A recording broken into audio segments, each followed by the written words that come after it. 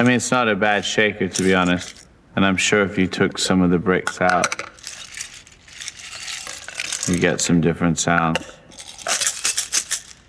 Yeah, it's handy to know. Play is kind of at the heart of anything creative, you know? Certainly at that jumping off point of inspiration.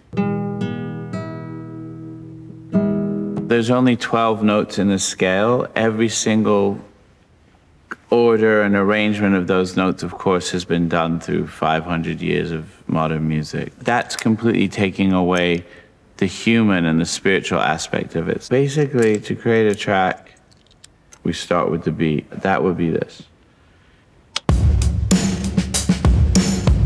Next would probably be the bass line. Something groovy, something that complements the drums, that finds the space. Maybe break it apart and reset.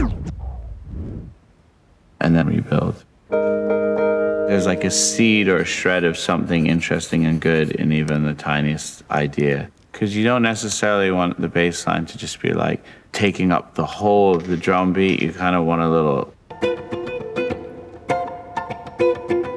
It's all the weird twists and turns, the accidents that happen on the way that make it something else. Then you might find some chords. Sit down at keyboard or piano.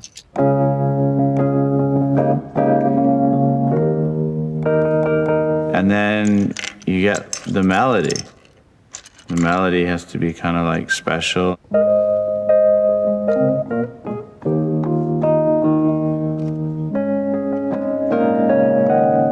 And then there's tons of other things in production, bells and whistles and things that you can add. This actually looks like a great song.